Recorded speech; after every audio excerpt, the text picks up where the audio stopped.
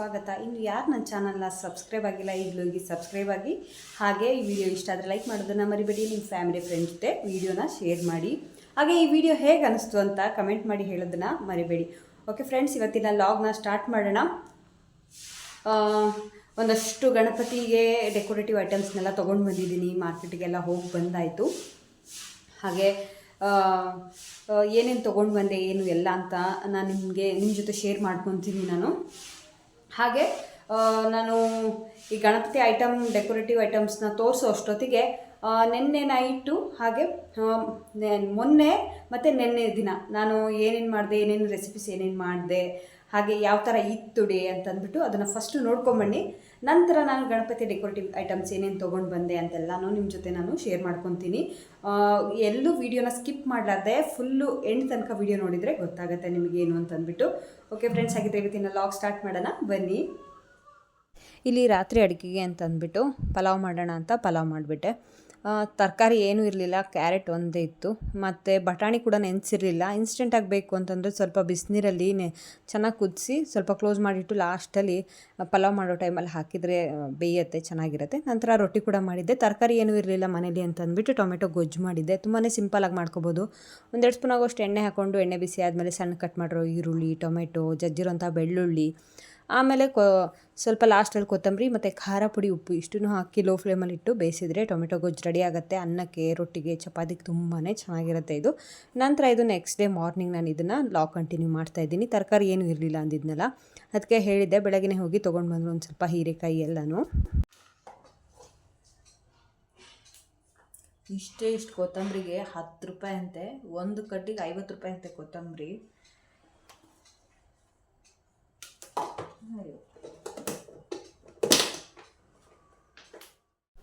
ನೋಡ್ತಿರ್ಬೋದಲ್ಲ, ಕೊತ್ತಂಬರಿ ತುಂಬಾ ರೇಟ್ ಆಗಿಬಿಟ್ಟಿದೆ ಅಪ್ಪ ಈಗಂತರೂ. ಕೊತ್ತಂಬರಿ ಒಂದೇ ಅಲ್ಲ, ಬೇರೆ ಎಲ್ಲ ತರಕಾರಿನೂ ಅಷ್ಟೇ ತುಂಬ ರೇಟ್ ಆಗಿದೆ.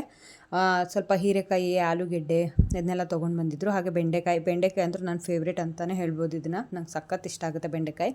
ಅದರದ್ದೇ ಪಲ್ಯ ಮಾಡಿಬಿಡೋಣ ಅಂತಂದ್ಬಿಟ್ಟು ಇಲ್ಲಿ ರೆಡಿ ಮಾಡ್ಕೊತಾ ಇದ್ದೀನಿ. ಒಂದೊಂದಾಗಿ ಕಟ್ ಮಾಡಿಕೊಂಡು ಫ್ರೈ ಮಾಡಿ ಎಣ್ಣೆಲಿ ಫ್ರೈ ಮಾಡಿಕೊಂಡು, ನಂತರ ಇದನ್ನು ಒಂದು ಪ್ಲೇಟಲ್ಲಿ ತೆಗೆದಿಟ್ಕೊಂಡು ಅದಕ್ಕೆ ಸಣ್ಣ ಕಟ್ ಮಾಡಿರೋ ಈರುಳ್ಳಿ, ಹಾಗೆ ಈರುಳ್ಳಿ ಫ್ರೈ ಆದಮೇಲೆ ಟೊಮೆಟೊ ಮತ್ತು ಹಸಿಮೆಣ್ಸಿನ್ಕಾಯಿ ಇಷ್ಟನ್ನು ಹಾಕಿ ಫ್ರೈ ಮಾಡಿರೋಂಥ ಏನು ಬೆಂಡೆಕಾಯಿ ಇರುತ್ತೆ ಅದನ್ನು ಇದಕ್ಕೆ ಆ್ಯಡ್ ಮಾಡಿ, ನೀರು ಹಾಕಲಾರ್ದೆ ಲಿಡ್ ಕ್ಲೋಸ್ ಮಾಡಿ ಒಂದು 5-10 ನಿಮಿಷ ಬೇಯಿಸಿದ್ರೆ ಬೆಂಡೆಕಾಯಿ ಪಲ್ಯ ರೆಡಿ ಆಗುತ್ತೆ. ತುಂಬ ಚೆನ್ನಾಗಿರುತ್ತೆ. ನೀರನ್ನ ಆ್ಯಡ್ ಮಾಡಿದ್ರೆ ಅಷ್ಟು ಚೆನ್ನಾಗಿರೋದಿಲ್ಲ ಇದು, ನೀರನ್ನ ಆ್ಯಡ್ ಮಾಡಲಾರ್ದೆ ಮಾಡಬೇಕು, ತುಂಬ ಚೆನ್ನಾಗಿರುತ್ತೆ.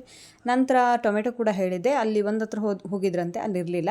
ಸೊ ಇನ್ನೊಂದು ಹತ್ರ ಹೋದಾಗ ಅಲ್ಲಿ ಟೊಮೆಟೊ ಹಾಗೆ ಮುಳ್ಳು ಬದನೆಕಾಯಿ ಎಲ್ಲ ತಂದಿದ್ರು. ಮುಳ್ಳು ಬದನೆಕಾಯಿ ತುಂಬಾ ಫ್ರೆಶ್ ಆಗಿತ್ತು, ಅದನ್ನೇ ತೋರಿಸ್ತಾ ಇದ್ದೀನಿ ಇಲ್ಲಿ ನಾನು. ನಂತರ ಇದನ್ನೆಲ್ಲ ತೆಗೆದಿಟ್ಟು ಕ್ಲೀನಾಗಿ ಒಂದು ಸತಿ ತೊಳೆದು ನಂತರ ಬಾಕ್ಸಲ್ಲಿ ಹಾಕಿಟ್ರೆ ಆಯಿತು ಅಂತಂದ್ಬಿಟ್ಟು ಒಂದು ಸೈಡು ತೆಗೆದಿಟ್ಟಿದ್ದೀನಿ. ಈಗ ಇಲ್ಲಿ ಒಂದು ಸೈಡು ಬೆಂಡೆಕಾಯಿ ಹುರ್ಕೊತಾ ಇದ್ದೀನಿ. ರೆಸಿಪಿ ಹೇಳಿದ್ನಲ್ಲ ನಾನಾಗಲೇ ಯಾವ ಥರ ಮಾಡೋದು ಅಂತಂದ್ಬಿಟ್ಟು. ಈಗ ಇದನ್ನೆಲ್ಲನೂ ತೊಳೆದು ಒಂದೊಂದಾಗಿ ಕ್ಲೀನಾಗಿ ಒರೆಸ್ಕೊಂಡು ಬಾಕ್ಸಲ್ಲಿ ತೆಗೆದಿಟ್ರೆ ಚೆನ್ನಾಗಿರುತ್ತೆ.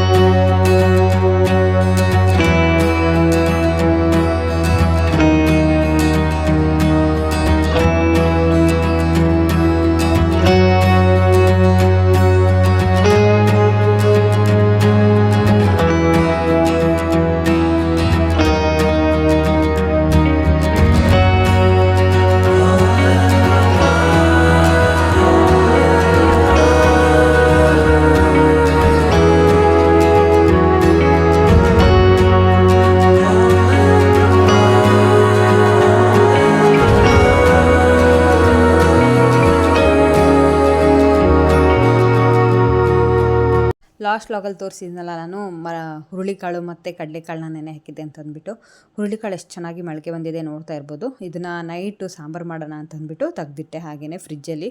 ಇಲ್ಲ ಹೊರಗಡೆ ಏನಾದ್ರು ತೆಗ್ದಿಟ್ಟು ಒಂಥರ ಸ್ಮೆಲ್ ಬರ್ತಾ ಇರುತ್ತಲ್ವ, ಅದಕ್ಕೋಸ್ಕರ. ನಂತರ ಎಲ್ಲ ಎಷ್ಟೊಂದು ಪಾತ್ರೆಗಳು ಏನೇನು ಇತ್ತು ಎಲ್ಲನೂ ತೊಳೆದಿಡ್ತಾ ಇದ್ದೀನಿ. ಈಗ ಏನೇನು ಅಡುಗೆ ಮಾಡಿರ್ತೀವಿ ಅದು ಎಲ್ಲನೂ ಬೆಳಗ್ಗೆ ನಾನು ತಿಂಡಿ ಬತ್ತೆ ಬಾಕ್ಸಿಗೆಲ್ಲ ಕಟ್ಟೋದ್ರಿಂದ ಎಲ್ಲನೂ ಬಾಕ್ಸಿಗೆಲ್ಲ ಕಟ್ಟಿದ ಮೇಲೆ ಎಲ್ಲ ಉಳ್ದಿರುತ್ತಲ್ಲ ಅದನ್ನೆಲ್ಲ ಬೇರೆ ಬಾಕ್ಸಲ್ಲಿ ತೆಗೆದಿಟ್ಕೊಂಡು ನಂತರ ಎಲ್ಲ ಪಾತ್ರೆ ತೊಳೆದ್ಬಿಟ್ರೆ ಕ್ಲೀನಾಗಿಬಿಡುತ್ತೆ ಒಂದೇ ಸತಿಗೆ. ನಂತರ ಇದು ನೈಟ್ ಮತ್ತೆ ಲಾಗ್ನ ಕಂಟಿನ್ಯೂ ಮಾಡ್ತಾಯಿದ್ದೀನಿ. ಇಲ್ಲಿ ಹುರುಳಿಕಾಳು ಸಾಂಬಾರು ಮಾಡೋದಕ್ಕೆ ಮಸಾಲೆನೆಲ್ಲ ರೆಡಿ ಮಾಡ್ಕೊಳ್ಳೋಣ ಅಂತ ಮಾಡ್ತಾಯಿದ್ದೀನಿ. ರಾತ್ರಿಗೆ ಇನ್ನೂ ಜಾಸ್ತಿ ಮೊಳಕೆ ಬಂದಿತ್ತು ಅದು. ಈಗಾಗಲೇ ನಾನು ಹುರುಳಿಕಾಳು ಸಾಂಬಾರು ಯಾವ ಥರ ಮಾಡೋದು ಅಂತ ಅಪ್ಲೋಡ್ ಮಾಡಿದ್ದೀನಿ. ಸೊ ಹಾಗಾಗಿ ಡೀಟೇಲ್ಡಾಗಿ ನಾನು ಇಲ್ಲಿ ರೆಸಿಪಿನ ಏನು ಅಪ್ಲೋಡ್ ಮಾಡ್ತಾ ಇಲ್ಲ ನಾನು. ಈಗ ಫಸ್ಟು ಕಾಯಿನೆಲ್ಲ ತುರಿದು ನಂತರ ಮಿಕ್ಸಿ ಜಾರ್ಗೆ ಹಾಕ್ಕೊಂಡು ಕೊತ್ತಂಬರಿ, ಶುಂಠಿ, ಚಕ್ಕೆ, ಲವಂಗ, ಬೆಳ್ಳುಳ್ಳಿ, ಹಾಗೆ ಕೊತ್ತಂಬರಿ, ಒಂದು ಸ್ವಲ್ಪ ಟೊಮೆಟೊ ಮತ್ತು ಈರುಳ್ಳಿ ಮತ್ತು ಸಾಂಬಾರು ಪುಡಿ ಇಷ್ಟನ್ನು ಹಾಕಿ ರುಬ್ಬಿ ಮತ್ತು ಒಗ್ಗರಣೆ ಹಾಕಿ ನಂತರ ಏನು ಹುರುಳಿಕಾಳು ಇರುತ್ತೆ ಅದು ಮತ್ತು ಇದಕ್ಕೆ ಬದನೆಕಾಯಿ ಮತ್ತು ಆಲೂಗೆಡ್ಡೆ ಎರಡನ್ನೂ ಆ್ಯಡ್ ಮಾಡಿದ್ದೆ ಚೆನ್ನಾಗಿರುತ್ತೆ ಅಂತಂದ್ಬಿಟ್ಟು. ತುಂಬಾ ಚೆನ್ನಾಗಾಗಿತ್ತು. ಆದರೆ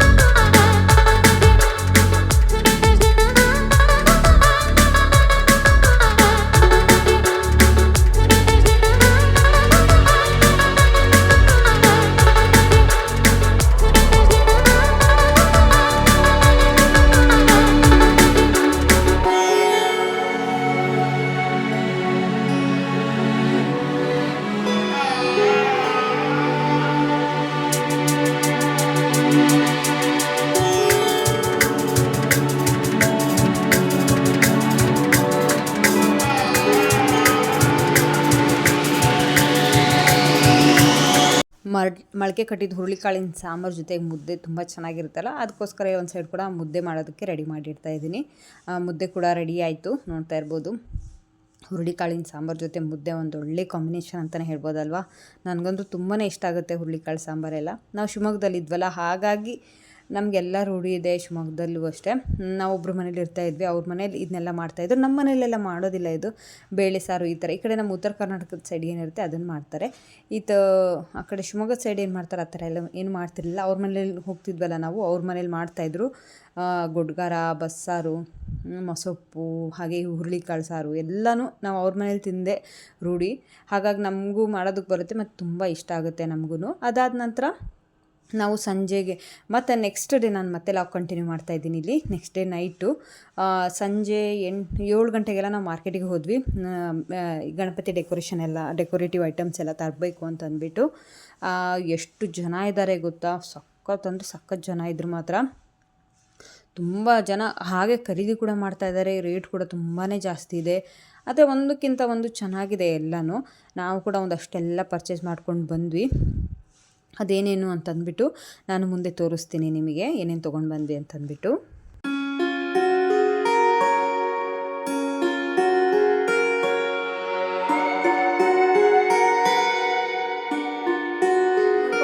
ಯಾವ ಥರ ಏನೇನು ರೆಸಿಪೀಸ್ ಎಲ್ಲ ಮಾಡಿದ್ದೆ ಅಂತಂದ್ಬಿಟ್ಟು ನಿಮಗೆಲ್ಲರಿಗೂ ಇಷ್ಟ ಆಗಿದೆ ಅಂತ ಅಂದ್ಕೊತೀನಿ. ಹಾಗೆ ಮಾರ್ಕೆಟಲ್ಲಿ ಎಷ್ಟು ರಶ್ ಇತ್ತು ಅಂತ ಕೂಡ ನೋಡ್ಕೊಂಬಂದ್ರಿ ಅಂತ ಅನಿಸುತ್ತೆ. ತುಂಬಾ ರಶ್ ಇದೆ ಇಲ್ಲಿ ಬೆಳಗಾವಲ್ಲಿ ಮಾರ್ಕೆಟಲ್ಲಿ. ಇಲ್ಲಿ ಗಣಪತಿ ಹಬ್ಬನ ತುಂಬಾ ಗ್ರ್ಯಾಂಡಾಗಿ ಮಾಡ್ತಾರೆ. ಆಗಲೇ 6 ದಿನಕ್ಕಿಂತ ಮುಂಚೆನೇ ಇಲ್ಲಿ ಚಾವಟ್ಗಲ್ಲಿ ಅಂತ ಇದೆ, ಅಲ್ಲಿರುವ ಗಣಪತಿ ಕೂಡ ಆಗಲೇ ಬಂದಿದೆ. ಎಲ್ಲ ಕಡೆನೂ ಫುಲ್ಲು ಜೋರಿದೆ, ಹಬ್ಬದ್ದು ವಾತಾವರಣ ತುಂಬಾ ಜೋರಿದೆ. ಫ್ಲವರ್ ಮಾರ್ಕೆಟಿಗೆ ಕೂಡ ಹೋಗಿದ್ವಿ ಇವತ್ತು ಬೆಳಗ್ಗೆ, ಅಲ್ಲೂ ಕೂಡ ಫುಲ್ಲು ರಶ್ ಇದೆ. ಹಾಗೆ ಹೂವಿನ ರೇಟ್ ಕೂಡ ತುಂಬಾ ಜಾಸ್ತಿ ಆಗಿದೆ. ಒಂದಷ್ಟು ಹೂಗಳನ್ನೂ ಎಲ್ಲ ತೊಗೊಂಡು ಬಂದಿದ್ದೀನಿ. ಅದನ್ನೆಲ್ಲ ಹಾರ ಮಾಡಿ ರೆಡಿ ಮಾಡಿಡಬೇಕು. ಇವತ್ತು ಗುರುವಾರದ ಬ್ಲಾಗ್ ನಾನು ಇದು ಮಾಡ್ತಾ ಇರೋದು. ನಾಳೆ ಶುಕ್ರವಾರ. ಸೊ ಎಲ್ಲನೂ ನಾವು ಏನು ಡೆಕೋರೇಟ್ ಐಟಮ್ ತಂದಿದ್ದೀವಿ ಅದನ್ನೆಲ್ಲ ರೆಡಿ ಮಾಡಬೇಕು. ಅದನ್ನು ಕೂಡ ನಾನು ನಿಮ್ಮ ಜೊತೆ ಶೇರ್ ಮಾಡ್ಕೊತೀನಿ ನೆಕ್ಸ್ಟ್ ಬ್ಲಾಗಲ್ಲಿ. ಇವತ್ತು ನಾನು ಏನೇನು ತಂದಿದ್ದೀನಿ ಅಂತ ತೋರಿಸ್ತೀನಿ, ಬನ್ನಿ.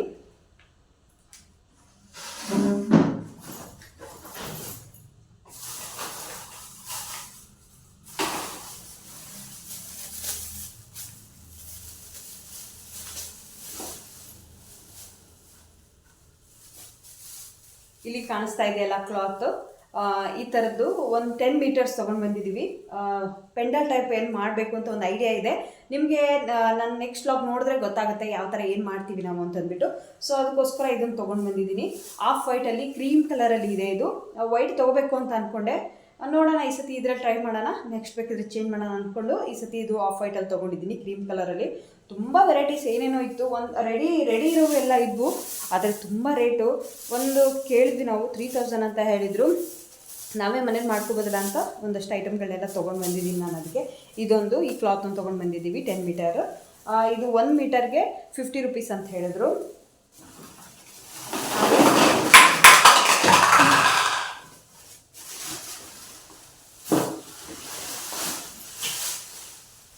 ಹಾಗೆ ಈ ಥರ ಆರ್ಟಿಫಿಷಿಯಲ್ ಫ್ಲವರ್ಸ್ ಬರ್ತಾವಲ್ಲ, ಅದನ್ನು ಕೂಡ ತೊಗೊಂಡು ಬಂದಿದ್ದೀವಿ. 2 ಕಲರಲ್ಲಿ ತಂದಿದ್ದೀವಿ. ಇದು 1 ಡಜನ್ ಬರುತ್ತೆ. ಇದು ಬಂದು 250ಗೆ 1 ಡಜನ್ ಅಂತ ಹೇಳಿದರು. ಸೊ ತೊಗೊಂಡು ಬಂದಿದ್ದೀವಿ, ನೋಡ್ತಿರ್ಬೋದು. ಈ ಥರ ಕಲರ್ ಇದೆ. ಇದು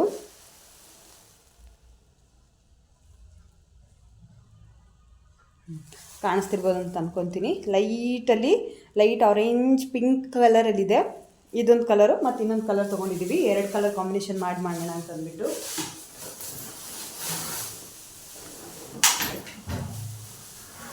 ಇದೊಂದು ಕಲರು ಪರ್ಪಲ್ ಕಲರಲ್ಲಿ ಒಂದು ತೊಗೊಂಡಿದ್ದೀವಿ. ಮತ್ತು ಯೆಲ್ಲೋ ಕಲರ್ ಒಂಥರ ಪಿಂಕ್ ಇದೆಯಲ್ಲ ಅದೊಂದು. ಇದು ಅಷ್ಟೇ, ಇದು 1 ಡಜನ್ ಇದೆ. ಇದು ಅಷ್ಟೇ 250 ಮತ್ತು ಅದು 250. ನಂತರ ಇದು ಬನಾನಾ ಲೀಫ್ದು ಕಟನ್ ಬರುತ್ತಲ್ಲ ಹಿಂದೆಗಡೆ, ಅದನ್ನು ಕೂಡ ತೊಗೊಂಡಿದ್ದೀವಿ.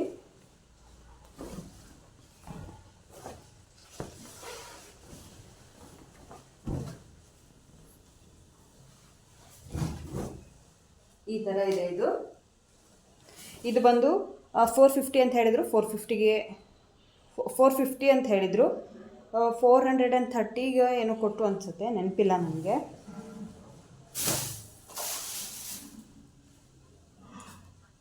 ನಂತರ ಈ ಥರ ಎಲ್ಬೋಸ್ ತೊಗೊಂಡು ಬಂದಿದ್ದೀವಿ. ಹಾಗೆ ಪೈಪ್ ಕೂಡ ತಂದಿದ್ದೀವಿ. ಪೈಪು ಮತ್ತು ಎಲ್ಬೋಸಿಂದ ಯೂಸ್ ಮಾಡಿಕೊಂಡು ಮಂಟಪ ಮಾಡಬೇಕು ಅಂತಂದ್ಬಿಟ್ಟು. ಸೊ ಅದನ್ನು ನೆಕ್ಸ್ಟ್ ತೋರಿಸ್ತೀನಿ ಅಂತ ಹೇಳಿದ್ದೀನಲ್ಲ, ಅದನ್ನು ನೆಕ್ಸ್ಟ್ ತೋರಿಸ್ತೀನಿ ನಾನು. ಇದಿಷ್ಟಿನ ತೊಗೊಂಡು ಬಂದಿದ್ದೀವಿ. ಹಾಗೆ ಲಾಸ್ಟ್ ಇಯರ್ದು ಒಂದು ಸ್ವಲ್ಪ ಇದೆಯಲ್ಲ, ಅದನ್ನು ಯೂಸ್ ಮಾಡಿಕೊಂಡು ಇವೆಲ್ಲನೂ ಯೂಸ್ ಮಾಡ್ಕೊಂಡು ಮಾಡೋಣ ಅಂತ ಅಂದ್ಕೊಂಡಿದ್ದೀವಿ. ನಾವು ಒಂದು ಪ್ಲ್ಯಾನ್ ತೊಗೊಂಡು ಅದನ್ನು ನೋಡಿಕೊಂಡೇ ಮಾಡೋಣ ಅಂತಂದ್ಬಿಟ್ಟು ಅದನ್ನೆಲ್ಲನೂ ನಾನು ನಿಮ್ಮ ಜೊತೆ ಶೇರ್ ಮಾಡ್ಕೊತೀನಿ. ಓಕೆ, ಒಂದಷ್ಟು ಫ್ಲವರ್ ಕೂಡ ತೊಗೊಂಬಂದಿದ್ದೀನಿ. ಅದನ್ನೆಲ್ಲ ಹಾರ ಮಾಡಬೇಕು, ತೋರಿಸ್ತೀನಿ ಬನ್ನಿ. ನಾನು ಫುಲ್ಲು ಮಾರ್ಕೆಟ್ ತುಂಬ ಜನ ಇದ್ದಾರೆ, ರೇಟ್ ಕೂಡ ಅಷ್ಟೇ ಜಾಸ್ತಿ ಇದೆ. ಇದು ಯೆಲ್ಲೋ ಕಲರ್ ಸೇವಂತಿಗೆ ಹೂವು ತೊಗೊಂಡು ಬಂದಿದ್ದೀವಿ 1 kg. ಹಾಗೆ ಇಲ್ಲಿ ಚೆಂಡು ಹೂ ತಂದಿದ್ದೀವಿ, ಆರೆಂಜ್ ಕಲರ್ ಮತ್ತು ಯೆಲ್ಲೋ ಕಲರು. ಇದು ಚೆಂಡು ಹೂ ದೇವ್ರಿಗೇನು ಹಾಕೋದಿಲ್ಲ, ಅದನ್ನು ಹಾರ ಮಾಡಿ ಬಾಗಿಲಿಗೆ ಹಾಕಬೇಕು ಅಂತ ತೊಗೊಂಡು ಬಂದಿದ್ದೀವಿ. ಇದನ್ನು ದೇವರಿಗೆ ಹಾರ ಮಾಡಬೇಕು ಅಂತ ತೊಗೊಂಡು ಬಂದಿದ್ದೀವಿ. ತುಂಬ ದಿನ ಇರುತ್ತಲ್ಲ, ಗಟ್ಟಿ ಹೂವು ಇದು, ಹಾಗಾಗಿ ಇದನ್ನು ತೊಗೊಂಬಂದಿದ್ದೀವಿ. ಹಾಗೆ ಏನಾದರೂ ತಿಂಡಿ ಮಾಡಬೇಕು ಅಂತ ಅಂದ್ಕೊಂಡಿದ್ದೀನಿ. ಅದನ್ನ ಏನಾದರೂ ಮಾಡಿದ್ರೆ ಅದನ್ನು ಕೂಡ ಖಂಡಿತ ನಾನು ಶೇರ್ ಮಾಡ್ಕೊತೀನಿ. ಓಕೆ ಫ್ರೆಂಡ್ಸ್, ಇವತ್ತಿನ ಲಾಗ್ ನೋಡಿದ್ರಲ್ಲ, ನಿಮ್ಮೆಲ್ಲರಿಗೂ ಇಷ್ಟ ಆಗಿದೆ ಅಂತ ಅಂದ್ಕೊತೀನಿ. ಇಷ್ಟ ಆದರೆ ಒಂದು ಲೈಕ್ ಮಾಡೋದನ್ನು ಮರಿಬೇಡಿ. ಮತ್ತು ಇನ್ಯಾರು ನನ್ನ ಚಾನಲ್ನ ಸಬ್ಸ್ಕ್ರೈಬ್ ಆಗಿಲ್ಲ, ಈಗಲೇ ಹೋಗಿ ಸಬ್ಸ್ಕ್ರೈಬ್ ಆಗಿ. ಹಾಗೆ ಈ ವಿಡಿಯೋ ಹೇಗೆ ಅನಿಸ್ತು ಅಂತ ಕಮೆಂಟ್ ಮಾಡಿ ಹೇಳಿ. ನೀವು ಹೇಗೆ ಗೌರಿ ಹಬ್ಬ, ಗಣೇಶನ ಹಬ್ಬ ಆಚರಿಸ್ತಾ ಇದ್ದೀರಾ, ನಿಮ್ಮ ಮನೇಲೂ ಗಣಪತಿ ಕೂರಿಸ್ತೀರಾ ಅಂತ ಕೂಡ ಕಮೆಂಟ್ ಮಾಡಿ ಹೇಳಿ. ಓಕೆ ಫ್ರೆಂಡ್ಸ್, ಹಾಗಿದ್ರೆ ಮತ್ತೊಂದು ಲಾಗ್ ಜೊತೆ ಮತ್ತೆ ಸಿಗ್ತೀನಿ ನಾನು. ಅಲ್ಲಿವರೆಗೂ ಟೇಕ್ ಕೇರ್, ಬಾಯ್.